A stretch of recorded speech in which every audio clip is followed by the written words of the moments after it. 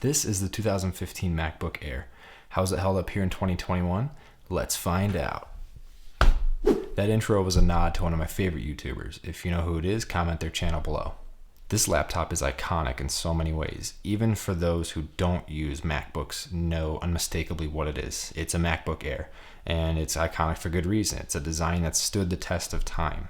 It was January 2008 when Steve Jobs first pulled this computer out of a manila envelope on stage, and it was amazing. The entire laptop fit inside of a manila envelope, and it's just something that blew the world's mind at the time.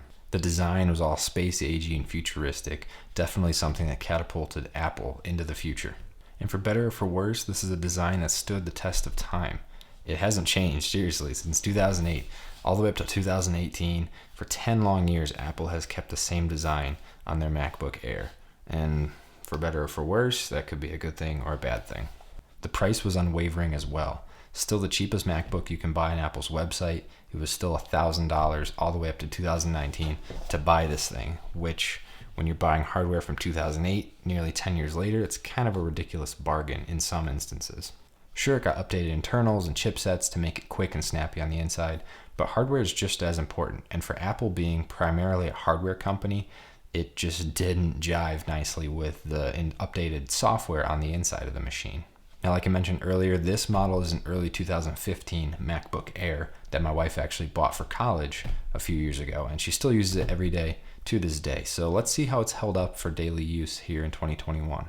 Now, I'll be honest, when my wife, who was my girlfriend at the time, told me that she spent $1,000 on a practically 8-year-old design, MacBook design, I was not super thrilled or excited about it. Granted, I wasn't necessarily an Apple fan at the time, but that's besides the point. It's just an old design for what you get. But my main gripe with this computer is that, yes, while it's still been an iconic computer over all these years, Apple just kind of failed to capitalize on the success of it. But to their credit, you can look at that the other way around and say, why would they change it? It was so wildly popular. It still is so wildly popular. One of the best-selling laptops of all time that they ever had. Why would they change anything when they don't have to, when they know people are going to buy it anyway? So, two sides to that same coin.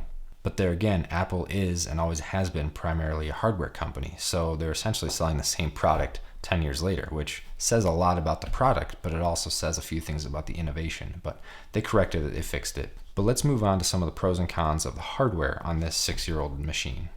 The casing on this laptop is not bad at all, and honestly, I kind of dig it. It looks futuristic, it's space-agey, and I honestly like the glowing Apple logo on the back of the screen there. I think that's a neat touch that I'm kind of disappointed they did away with in the newer models. Because it's such a lighter material, it's a lighter aluminum, it does tend to stain more easily. So if you have it next to like a colored book in your bag or in like some kind of a colored envelope, it will get occasional stains, but it does clean quite nicely and easily. And I like the fact that it's all aluminum. It's one piece of machined aluminum. I mean, there's some seams in there, but the base chassis is just all one piece, and I kind of like that. I dig it. Opening the lid is as smooth as you'd expect any other MacBook to be. One finger, ready? Oh, that's nice and smooth. Let's do it again for a different angle. No lift up on the bottom there at all. Check it out. Perfect. It's so great. I mean, Apple has just always done such a fantastic job on their hinge design and the ease of opening and closing the lid.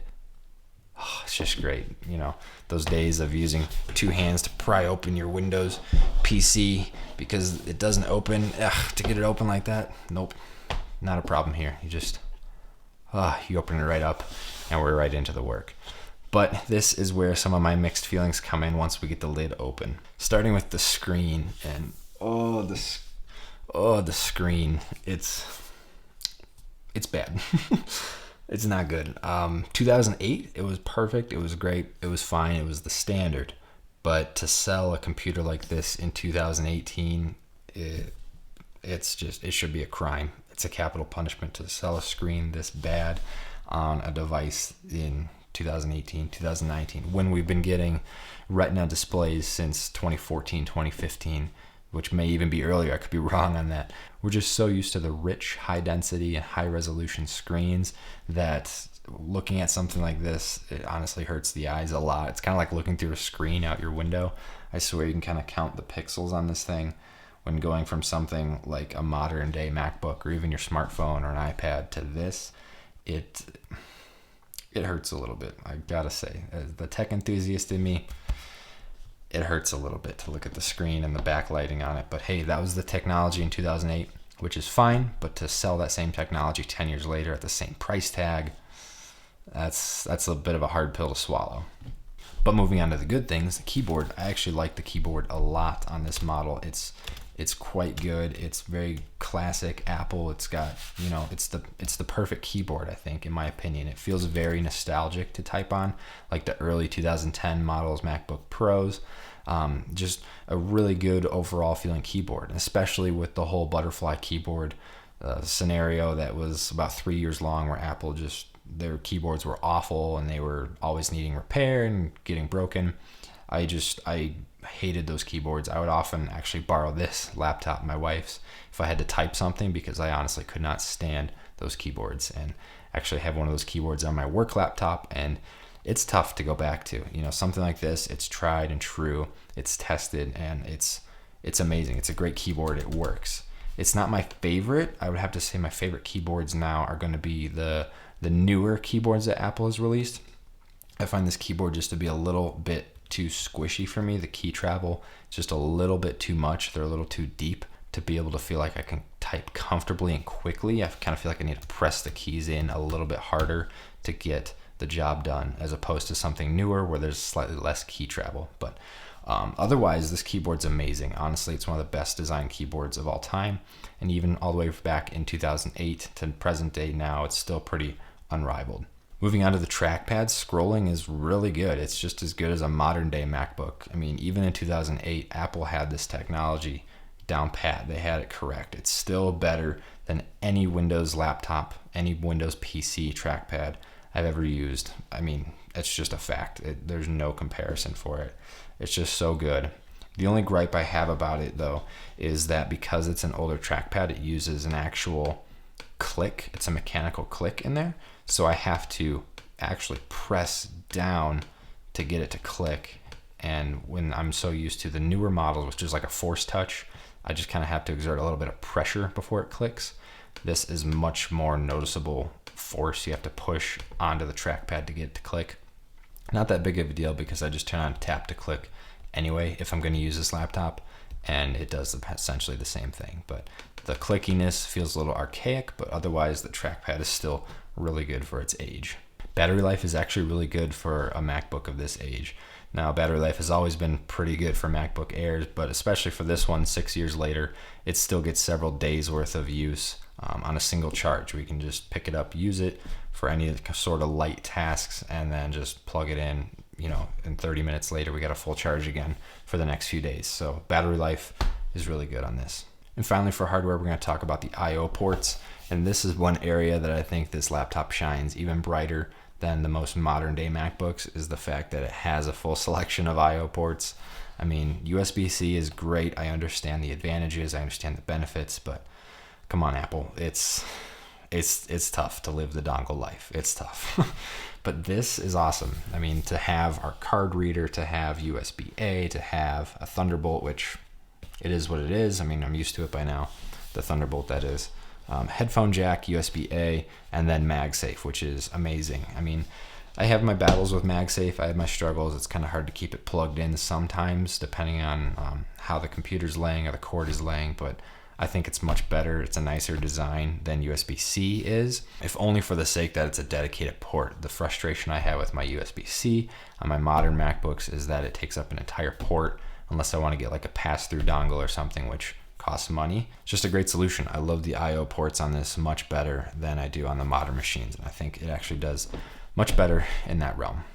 Moving on to software, this thing runs obviously Mac OS, and it actually runs on the latest version of Mac OS, Big Sur.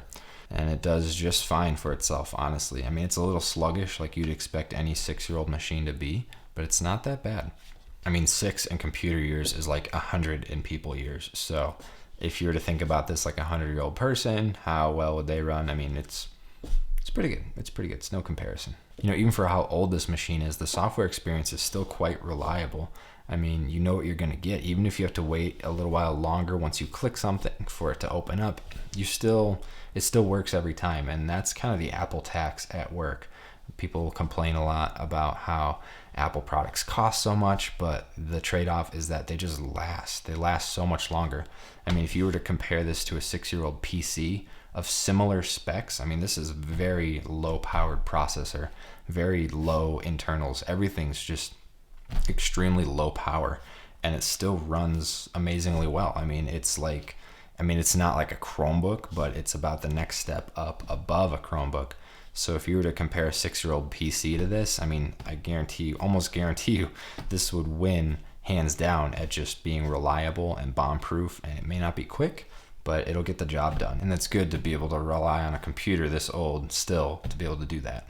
Now, I wouldn't go around doing any sort of video or photo editing on this, but for just basic everyday stuff like emailing, web browsing, all those kinds of things, it does great. And it even keeps up with my work laptop. I have a 2019 Core i9 MacBook Pro with 16 gigabytes of RAM, and this will keep up with doing just average daily tasks. It's pretty darn good, to be honest.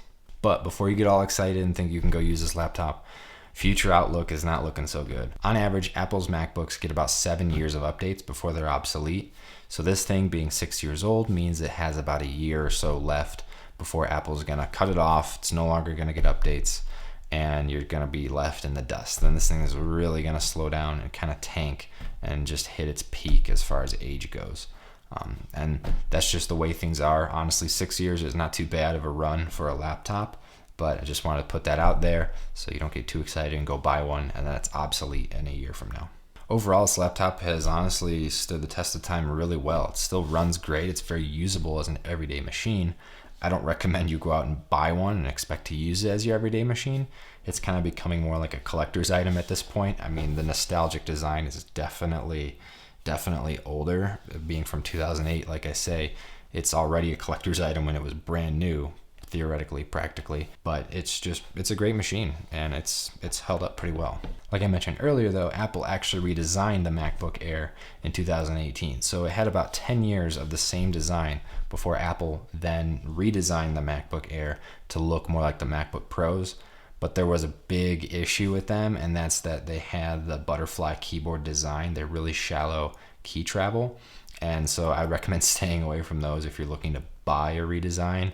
I actually used one for work not too long ago, and it was terrible. The keys got stuck, and it was a nightmare of a machine. I would honestly rather use something like this with a little bit slower software when I know the hardware is going to work every time. Like, you need the working keyboard for a laptop.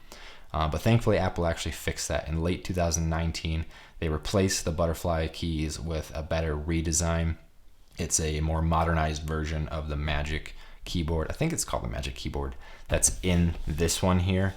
Just a modernized version where the keys travel a little more shallowly than they do here. And it's actually my favorite version of the keyboard that they have out.